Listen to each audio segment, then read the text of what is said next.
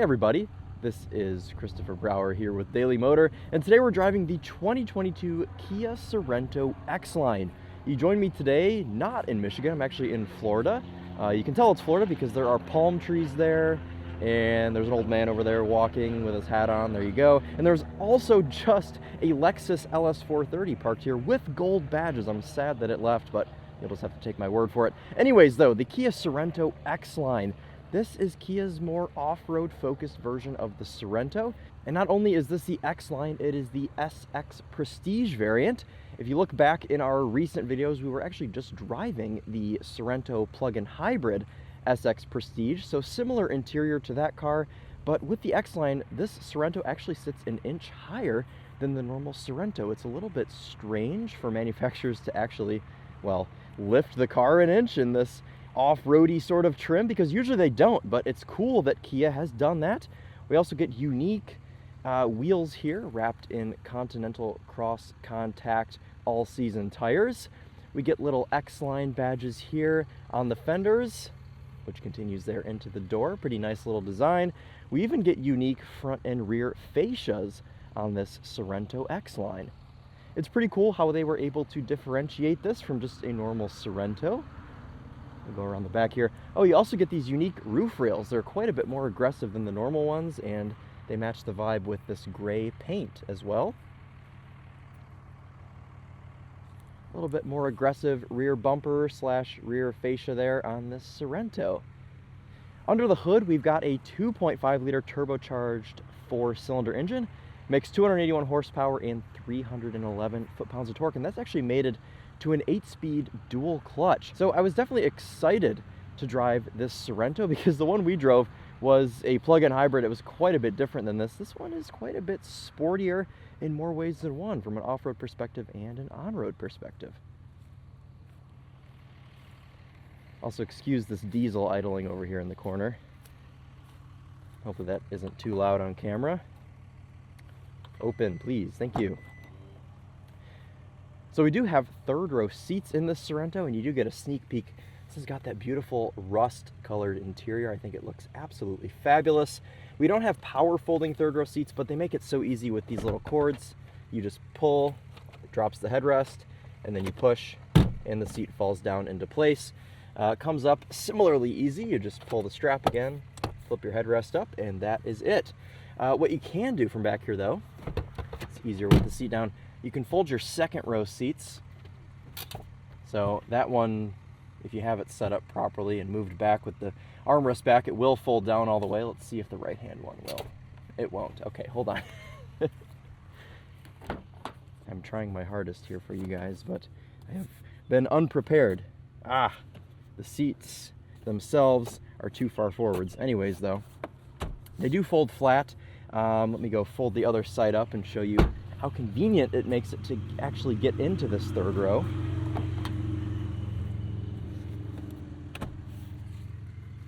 So once your seat is up, they give you a little power button right here on the top of the seat, which you hold.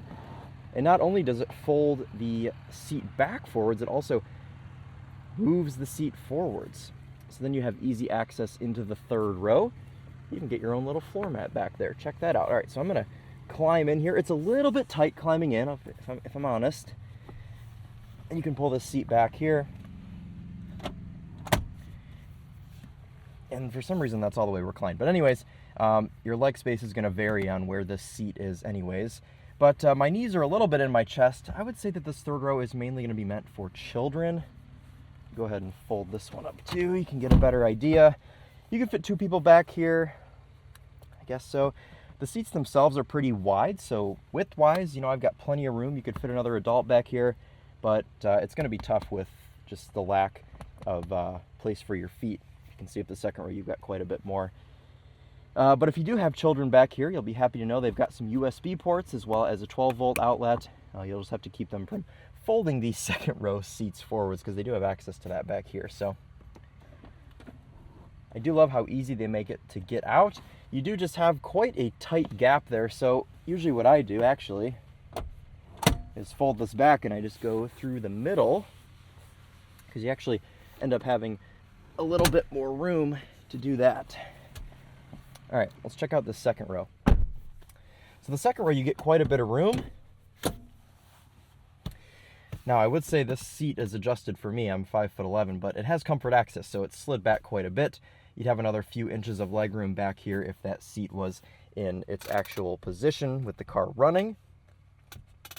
You've got some ratcheting armrests here, and it's a pretty nice place to be back here. You've got heated second row seats, and also this really nice wood trim, and your rust color continued onto the door panel. We don't have our own climate control unit, but we do at least get vents, a USB port, and another 12-volt outlet right there. You've also got USB ports on either seat right here, so 3 USB-A ports total. No USB-C ports, but that's okay. I feel like most people still have USB-A. We do have a big panoramic moonroof. I'll open that vent up in just a second when we go start this thing, which I would like to go start it because Florida's hot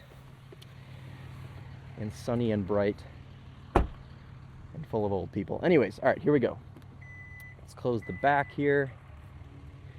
I mean, really just a nice interior. I don't really know how else to put it. It's a really nice place to be. It feels luxurious. Everything you touch in here is very nice. They've done a good job. I mean, even past materials, they've done a good job with design. Sit in here to get away from that idling diesel.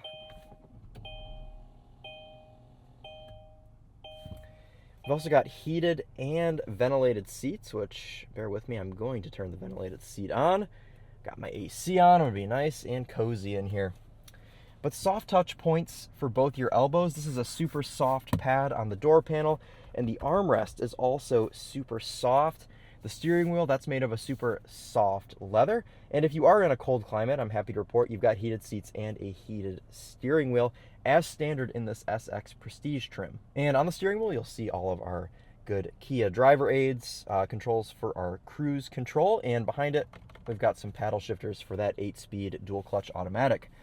Memory seats there on the door panel, child locks, and just normal functions over here. Lane keep assist is actually down here to the left of the steering wheel. Fully digital cluster that changes with drive modes. We've got snow, eco, comfort, sport, and smart. This is actually a new display design for sport mode. Usually it's that black carbon fiber design, but I think it looks cool there in that silver design. And then comfort is just normal black and purple. So that looks pretty cool. Climate control unit is pretty good. We've got physical buttons here for our temperature, and then our auto on off, but fan controls, AC, all that is haptic touch, but it works all right, and it gives you a little beep to know that you are pressing it. We've got wired Apple CarPlay here on this Sorento. I've got my phone down here in this cubby, which is jammed because my cord is there. Okay. Looks pretty good. I like this infotainment just as a whole. When you're in the Kia mode, you get this nice chill screen here with your navigation on the right, and all of this stuff just seems to work pretty nicely. There you go. You know you hit it when you get the beep. Really nice matte wood finish in this Sorento. It's continued here onto the door panels as well. And the top of the dash, on the right side at least, has some stitching. I don't know if that's real or not. It might be fake. It doesn't continue. Ooh, that's hot. Ooh, that is very hot. Don't touch that anymore. It does continue slightly over here, but not over our cluster there. But, I mean, if you gloss over little silly things like that, this interior is absolutely beautiful. It's still one of those things where if you would have told me 10 years ago that this is a Kia, I would have laughed in your face. But I don't even think that we need to say that anymore. We're past the point of saying that because Kia has proved themselves over the past few years that they are capable of making a very, very nice quality and luxurious interior. Nice one-touch control there for our shade for the panoramic moonroof. And then if you double click it, it will put your sunroof back. It doesn't go back super far, but it gets the job done. And actually when it's closed, it's quite nice because it's tinted enough. They must have had Florida in mind for this. It's tinted enough to where it doesn't blind you in here with the sun. We're actually going to open that shade back up. Look how fast that opens. That's excellent. The last Sorento we had didn't have a moonroof. It was very strange. but I'm happy to be able to test it out on this X-Line. Well, cool. Why don't we go ahead and take this thing out on the road and see what it's like to drive now that we have taken a look at this very, very nice interior. All right, let's go ahead and see what she's like. Actually, let's go into reverse first here. You can see we have a 360 camera as well as a swiveling reverse camera that will move with your front wheels to show you where you are going. Pretty good detail on that 360 camera as well.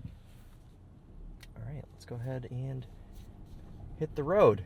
Now bear in mind I am in Florida. There aren't really any good twisty turny roads in this neck of the woods, so we're going to be seeing how this drives in a straight line. We'll do some U-turns, and then there's also a little section down here where there's like a little dip in the road. We'll test out the X-Line performance in that extra inch of ground clearance. And I must say, I'm always weary about manufacturers putting dual clutch transmissions in just normal cars like this one, like the Kia Sorento. This one most of the time is very smooth. They've come a long way with DCTs. If you'll remember, back in the early 2010s, Ford had that massive lawsuit about the dual clutch that they had in the Focus and Fiesta. But I think other manufacturers have been able to learn from that mistake, and they've really, really put in a lot of work to perfect these dual clutch transmissions before they send them out into the public. I've only had a couple of hiccups with this one. Sometimes it's a little shuddery, but you really have to expect that with a dual clutch. I think part of the biggest problem with dual clutch automatics in cars is simply the way that they're interpreted, because people are so used to just torque converter automatics that when you get a little hiccup, you know, it shudders a little, or simply when you're sitting in traffic, you take your foot off the brake and it's creeping forward, well, it's letting off that clutch, and you're going to feel that a little bit differently than you would with a torque converter automatic. So in this case, the transmission has actually performed very well, and like I said, just a couple of little shudders that are a little bit more than I would expect from a dual clutch, but overall, pretty good performance. And the power is there with this 2.5 liter turbocharged inline 4. To reiterate, 281 horsepower, 311 foot-pounds of torque. So lots of low-down torque there. It really gives you a kick in the back. I'm already talking like a boomer just being down here in Florida. It's rubbing off on me. And there's a Genesis right there. I'm seeing them everywhere. It's always a gray GV80. I've seen like 20 of them in the past few days that I've been down here in Florida. Just proving my point here more and more. As far as wind noise goes, cabin intrusion, you don't really get any extra noise from those roof rails. And since this isn't on any sort of all-terrain tires, the road noise isn't bad either. Pretty good stuff. And as far as manual control, you can slap your stick over to the left here, and downshift is down, upshift is up, which is inherently backwards, but it's okay because you get paddle shifters, so you can at least do it properly there. It'll rev match for you, and it's actually very quick, especially when you're in sport mode. Pretty instant downshifts there. Upshifts take a little bit longer. We'll demonstrate that here in just a second. There goes Grandpa on his bicycle. Hello there, sir. Very stylish pink shirt and hat moment there. All right, green light here.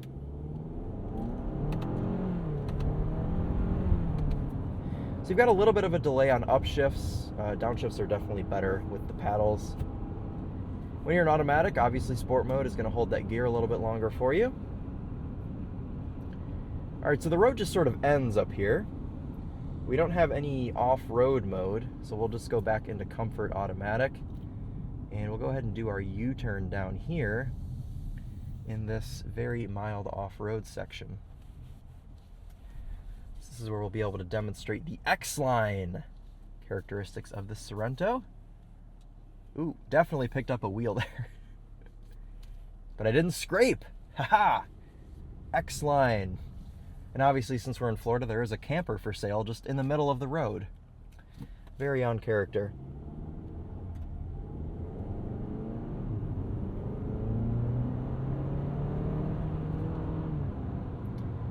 Very comfortable power and torque from this 2.5 liter. It's a very easy car to drive. It's a very forgiving car, but as it should. It is a mid-sized third-row SUV, and it does that job very well. It honestly blows my mind that people still buy things like Chevrolet Traverses when you could have this and it's just better in every single way. The extra inch of ground clearance in the Sorento, I would say, certainly helps the ride. And I can validate that because I just drove the normal Sorento plug-in hybrid, and this rides quite a bit better. It's very soft, it's very cushy, and it's perfect for on and off-road performance.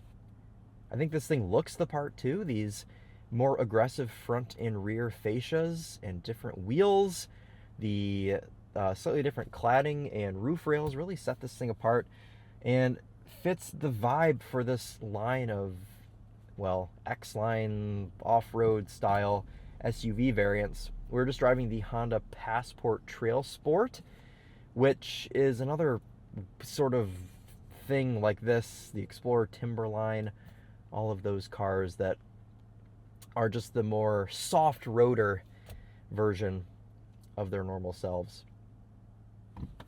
It's cool actually that this one sits higher because usually they don't. Like the Passport and the Explorer don't actually sit higher, whew, from a suspension standpoint anyways, than their on-road counterparts. There are cows in between the neighborhoods. The engine's very, very quiet when you're at cruising speed here at 50 miles an hour, about 1500 RPM. Cannot even hear the engine. Kickdown is fantastic from the dual clutch. Put your foot down, it puts you right where you need to be.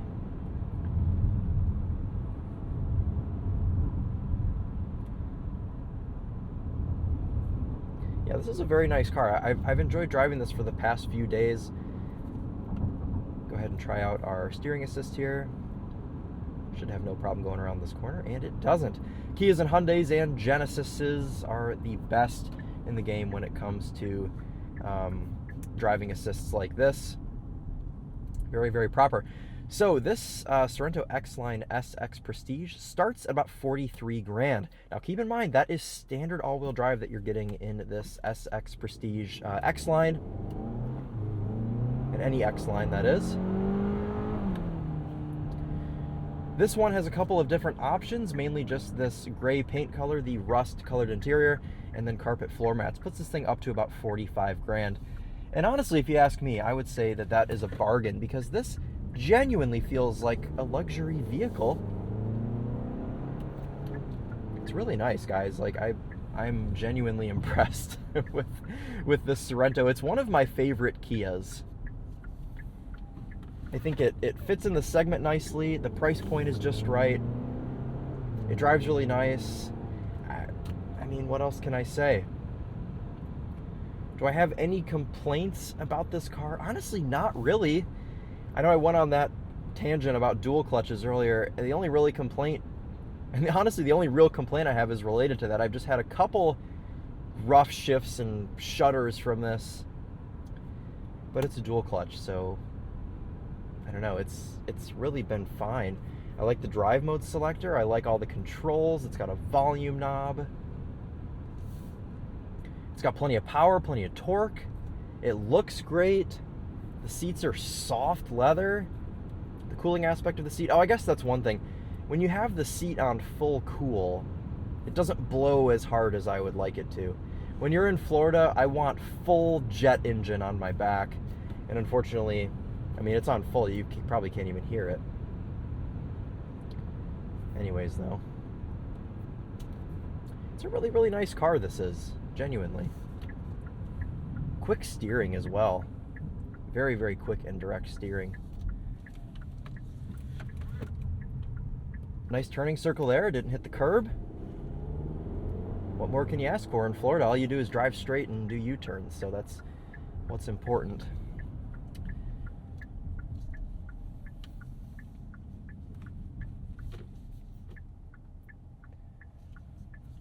All right, guys.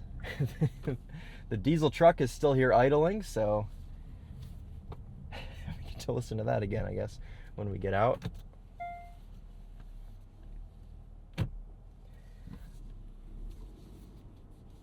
Let's go ahead and actually park this in a spot. Take a look at our palm trees there. You can see it changes between front and rear camera there when you're at low speeds. All right, and if you wish to set your parking brake, it's just an electronic one right here. And it goes on and off quite easily indeed. Well, cool, guys.